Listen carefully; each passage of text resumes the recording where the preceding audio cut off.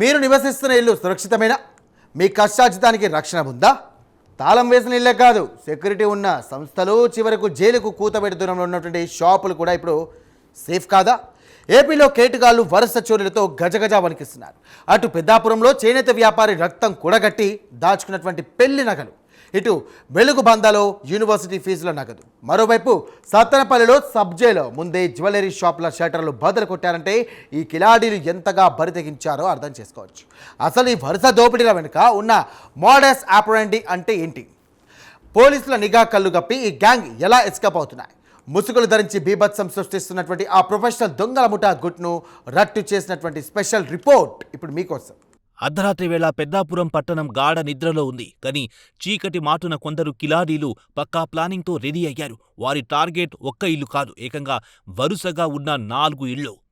నాగంపేటకు చెందిన చేనేత వ్యాపారి కాకర్ల గంగరాజు తన కుమార్తె పెళ్లి కోసం ఎంతో కష్టపడి ఆభరణాలు చేయించారు. సాంప్రదాయం ప్రకారం మరో 2 రోజుల్లో తన కూతురికివ్వాల్సిన 10 లక్షల రూపాయల విలువైన బంగారం, వెండి ఆభరణాలను సోదరుడి ఇంట్లో భద్రపరిచారు.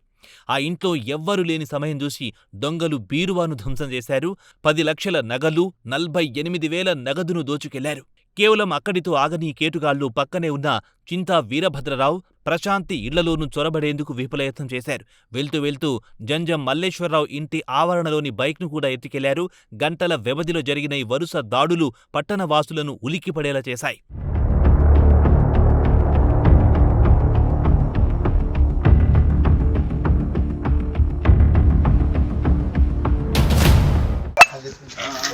కాసులు తాడండి, మెల్లో తాడు, గాజులు 2.5 కాసులు, కంచాలు, వెండి కంచాలు 2 కేజీలు ఉంటాయి, ముప్పావు కేజీ, ఇంకోటి వెండి కాసు ఒకటి ఉంటుంది, అది అరకలో ఉంటుంది.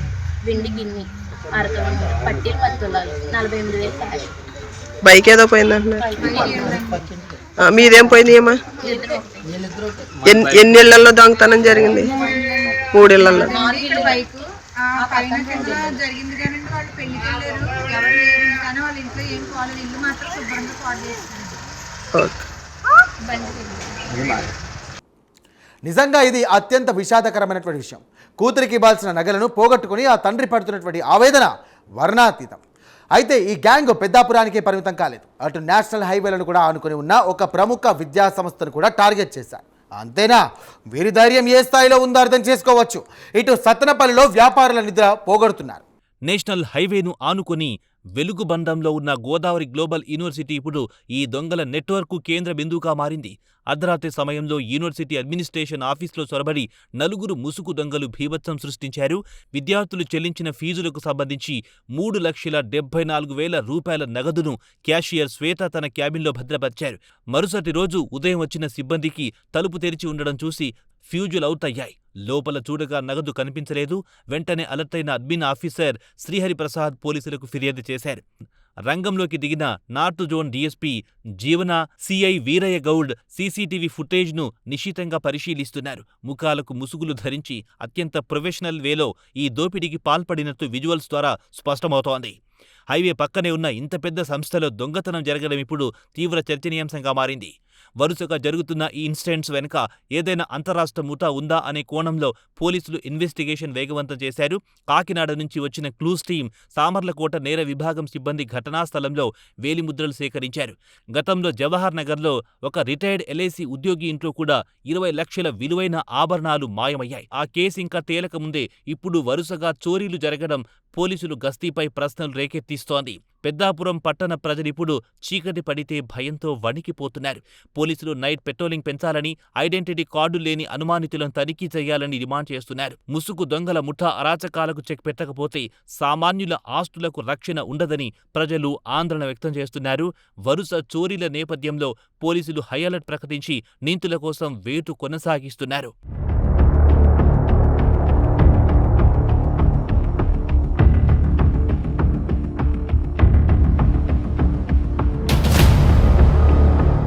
పల్నాడు జిల్లా సత్తెనపల్లి పట్టణంలో దొంగలు అత్యంత సాహసోపేతమైన దోపిడీకి తెరలేపారు.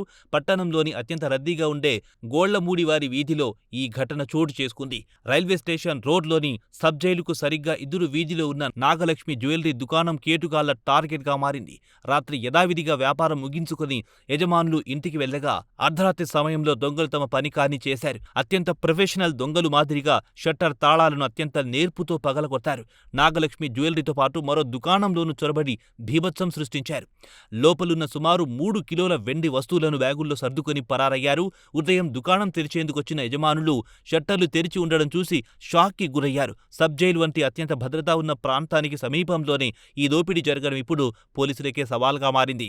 సిఐ నాగమల్లేశ్వరరావు, ఎస్ఐ పవన్ కుమార్ ఘటనా స్థలానికి చేరుకుని క్లూస్ టీం సహాయంతో కీలక ఆధారాలు సేకరించారు. పేరు హరీష్ అండి. ఈ శ్రీకల్పకాంలో నాగలక్ష్మి జ్యువెలర్స్ షాప్ రన్ చేస్తూ ఉంటాను.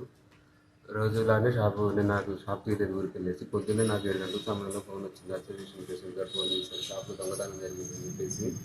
వచ్చి చూసేటప్పటికి సైడ్ షట్టర్ తీసేసి అద్దం ఆరగట్టేసింది. వెండి పోయింది, సుమారుగా పోయిన వెండి సుమారు 3 కేజీల వరకు ఉంటుంది. ఈరోజు సుమారుగా 8 లక్షల నుంచి 9 లక్షల వరకు ఉంటుంది. అది